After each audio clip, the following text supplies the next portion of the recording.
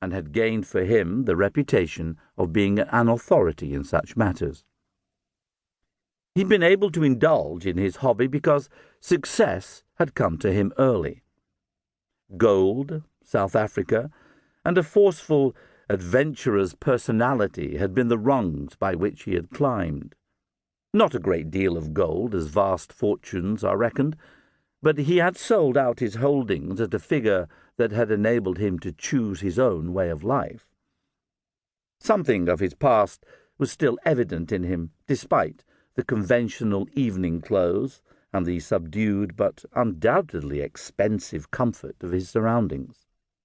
The adventurer was lurking yet in the depths of the blue-grey eyes that seemed to hold a hint of storm-lashed seas, in the powerful lines of a jaw that appeared to be thrusting itself forward a little more pugnaciously than was really necessary, and in the thick, confident fingers of his powerful hands.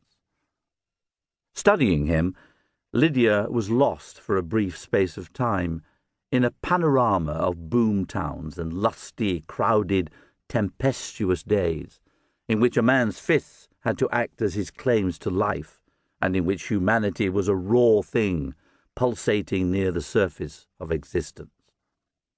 She found herself thinking, as though she hadn't really known him before this moment of instinctive comprehension, that Martin Vaughan could be ruthless, that what he wanted he would take, and that his revenge could be a dreadful thing.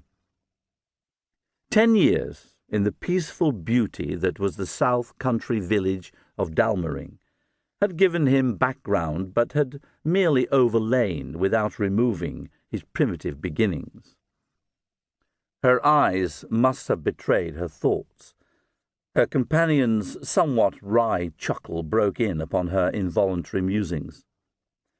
"So you think I am capable of murder, my dear?" "Of course not," she said hastily, but with the very spontaneity of her answer and the quick flush of colour giving her the lie. "I was just thinking how exciting your life must have been before...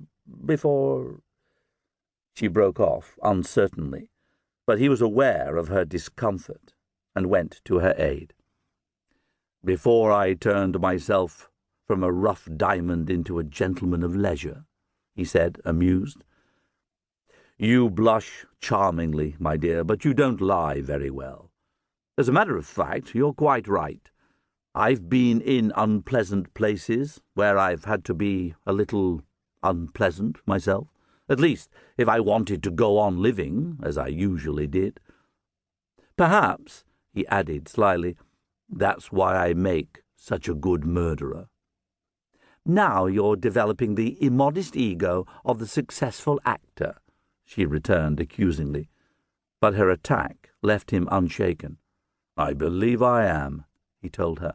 "And speaking of murder, I've an idea that Pauline Conroy was near it at yesterday's rehearsal."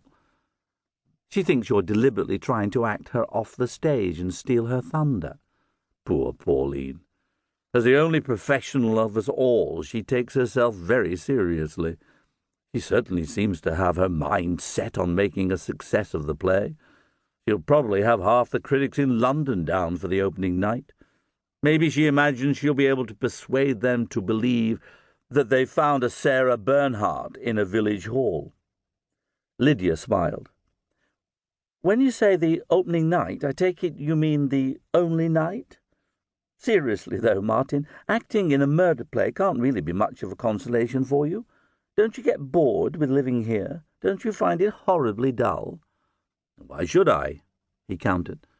"I lead a very comfortable existence. I've all I want, books, music, my research, and an occasional trip abroad when I feel in need of a change." "A trip for what? To dig up mouldy old bones in a desert?" Vaughan leaned back in his chair, and his deep voice was vibrant with genuine enjoyment. "I believe you're trying to prize the oyster out of his shell. I like digging up mouldy old bones in a desert. It's my idea of enjoyment. Anyway, bones are interesting things. They can tell fascinating stories. They can tell of what the poet called